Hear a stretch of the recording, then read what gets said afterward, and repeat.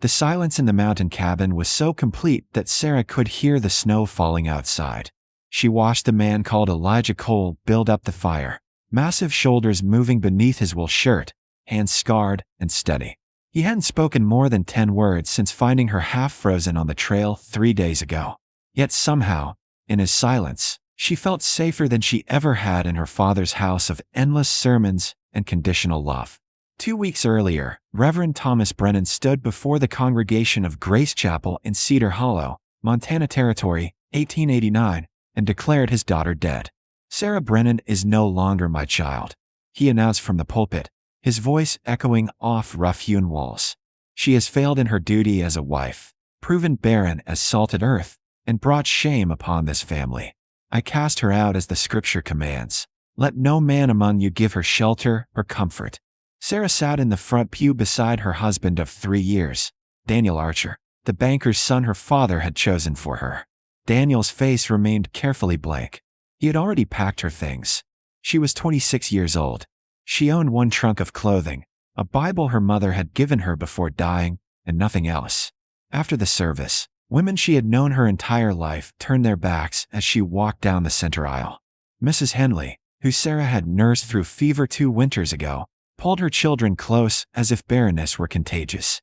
The Cooper brothers, whose father Sarah had read to in his final days, stared at the floor. Only old Doc Morrison met her eyes. He pressed a small leather purse into her hand as she passed. "Stage runs to Helena on Tuesdays," he whispered. "Get far from here, child."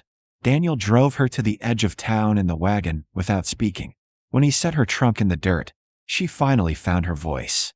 "You told them," she said quietly, "about my condition. You told my father. A man has a right to sons."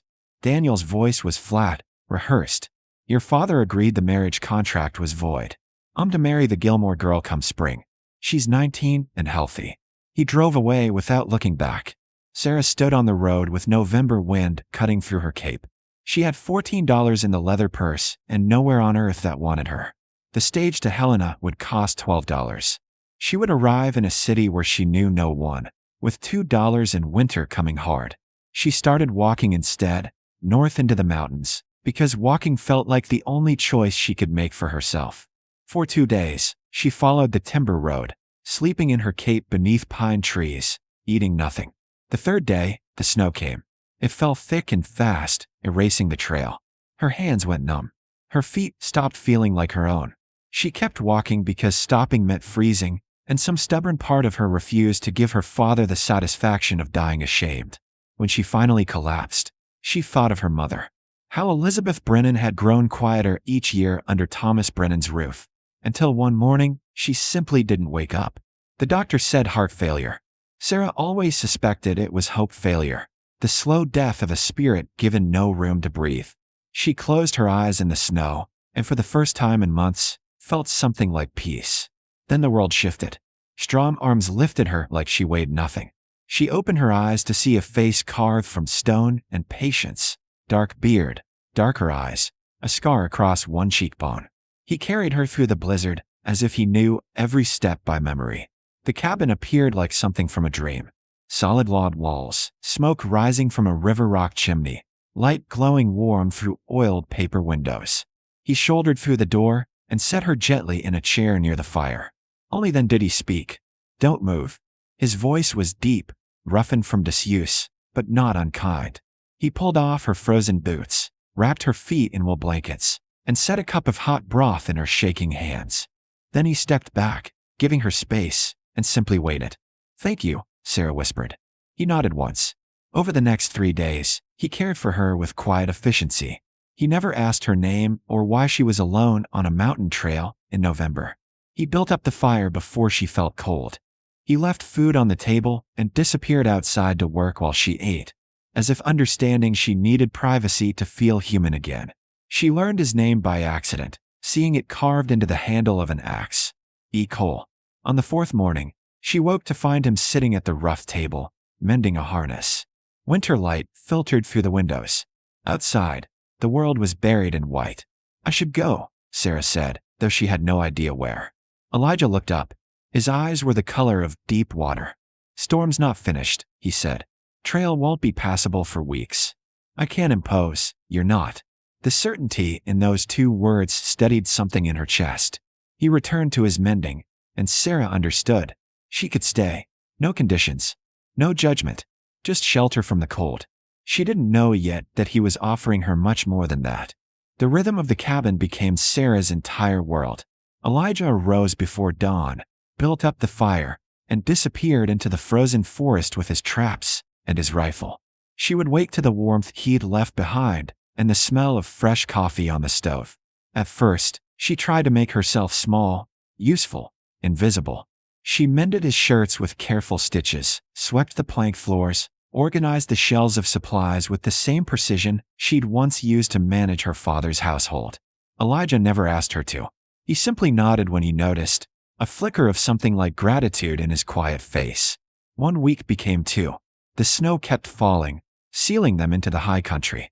Sarah learned the shape of his silences, some comfortable, some heavy with thoughts he didn't have words for.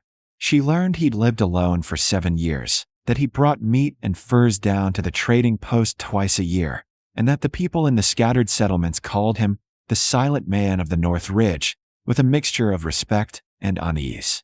She learned he was nothing to fear. "Why do you live alone?" she asked one evening as they ate venison stew by the fire. Elijah was quiet for so long she thought he wouldn't answer. "People talk too much," he said finally. "Say things they don't mean. Make promises they don't keep." He looked at her, his gaze direct and honest.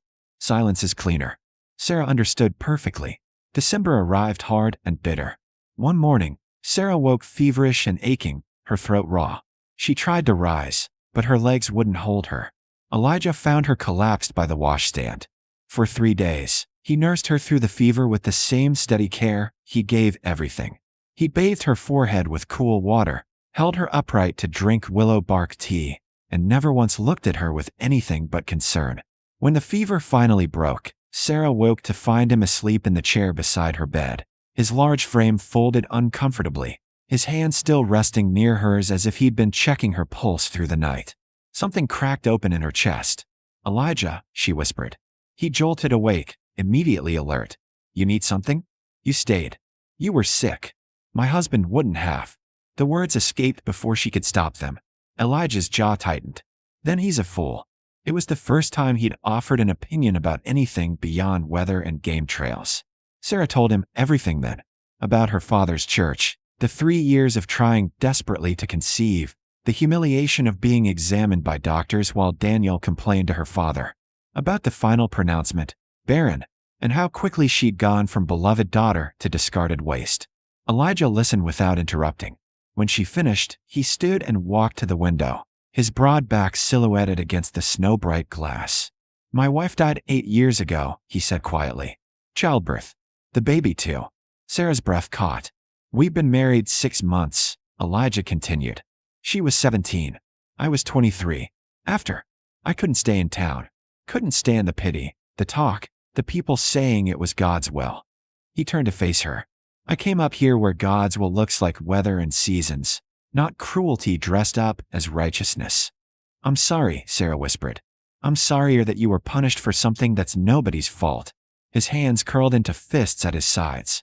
"Sorrier that men like your father use God as an excuse to break what they're supposed to protect." The anger in his voice was controlled, banked like coals, but absolute. That night, after Sarah had fallen asleep, she woke to the sound of Elijah working at the table. He was carving something from a piece of white pine, his knife moving with surprising delicacy. "What are you making?" she asked softly. He held it up, a small bird, wings spread in flight. "Thought you might like something that wasn't useful," he said. "Something just for beauty." He set it on the shelf above her bed. Sarah felt tears burn her eyes, not from sadness, but from the overwhelming realization that this quiet man saw her as something worth giving beauty to. By January, the cabin had become a shared home rather than a shelter.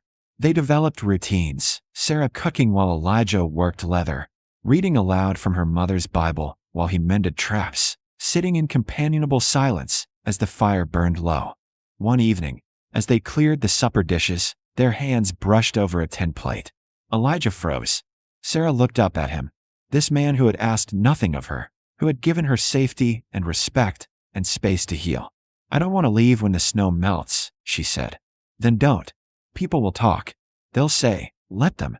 Elijah's voice was rough but certain. You want to stay? You stay. Simple as that. As what? Sarah pressed, needing to understand. He set down the plate and faced her fully. This massive, careful man who had learned to be gentle with broken things. As my wife, if you'll have me, he said.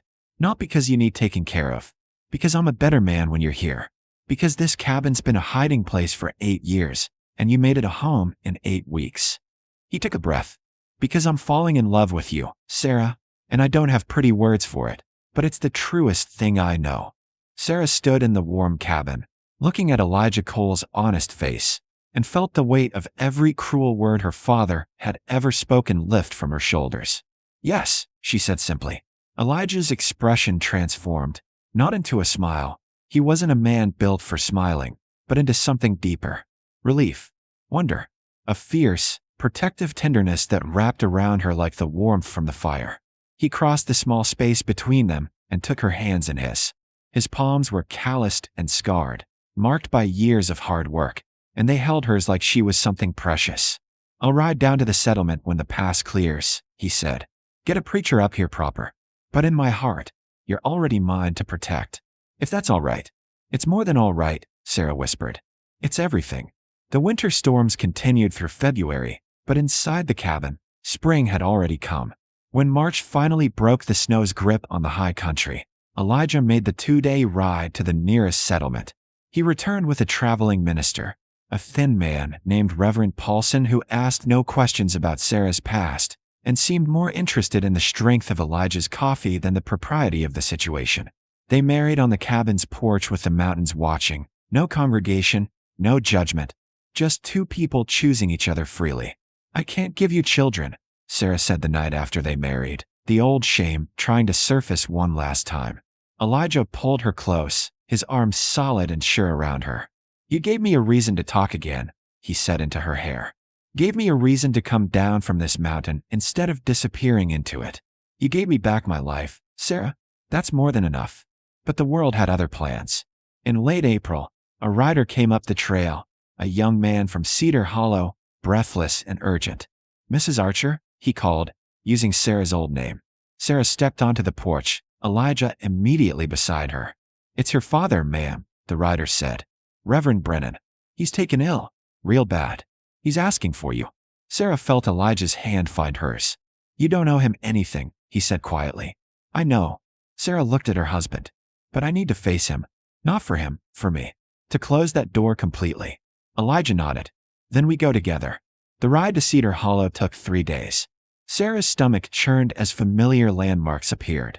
The split oak, the creek crossing, finally the white steeple of Grace Chapel rising against the spring sky.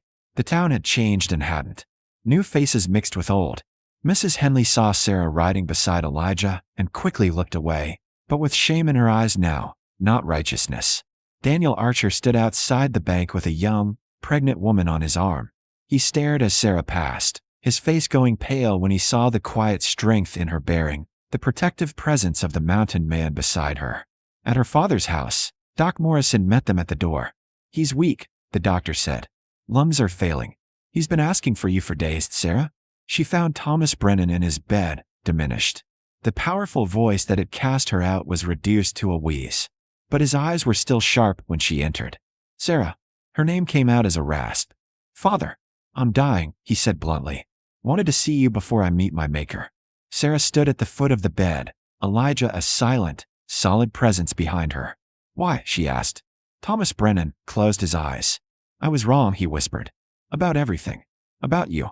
I let pride and shame poison love. I drove out my only child because I cared more about what the congregation thought than about your heart. A tear slid down his weathered cheek. I'm sorry, daughter. I'm so sorry. Sarah felt the anger she'd carried for months, the hurt and betrayal, and beneath it, the little girl who had once believed her father was infallible. I forgive you, she said quietly. Not because you deserve it. Because I deserve peace. Thomas Brennan's hand reached out trembling. Sarah hesitated, then took it. You found someone good, her father said, looking past her to Elijah. I found someone who sees me as whole, Sarah corrected. Exactly as I am. Her father died 3 days later. Sarah arranged the funeral with dry eyes and a clear heart. She sold the house and gave the money to Doc Morrison to establish a fund for women in desperate situations. Women with nowhere to go and no one to turn to. Before leaving Cedar Hollow, she stood in Grace Chapel one final time. The building was empty, quiet. She walked to the front pew where she'd sat when her father cast her out, and she spoke to the silence. "You tried to make me believe I was broken," she said. "But you were wrong. I was always whole. I just needed to find someone who could see it." She walked out and didn't look back. The ride home to the mountain took 3 days. When the cabin came into view, nestled in the high valley with smoke rising from the chimney and the late spring sun turning the remaining snow to diamonds, Sarah felt something settle deep in her bones. Home. That summer, Sarah discovered she had a gift for healing. Women from the scattered settlements began riding up the mountain, seeking her help with ailments and injuries. She treated them with the herbs Elijah helped her gather and the knowledge Doc Morrison had quietly taught her over the years. Word spread. The silent man's wife was a healer, they said. Fair and skilled and kind. Sarah and Elijah built a small addition to the cabin, a room where she could tend patients. He worked the trap lines and brought in furs. She tended the sick and collected payment in food, fabric, and favors. They built a life together from silence and trust, and the kind of love that doesn't need constant words to prove itself. On their first anniversary, Elijah gave Sarah a wooden box he'd carved from cedar. Inside were dozens of small birds, each one unique, wings spread in flight. "One for every day I've loved you," he said. Sarah ran her fingers over the delicate carvings and understood. She had not been cast out into the wilderness to die. She had been set free to fly. And in the quietest, most unexpected place, with the gentlest, most unlikely man, she had finally found everything she was always meant to have. Not children or status or her father's approval, but something infinitely more valuable. She had found herself, and she had found home.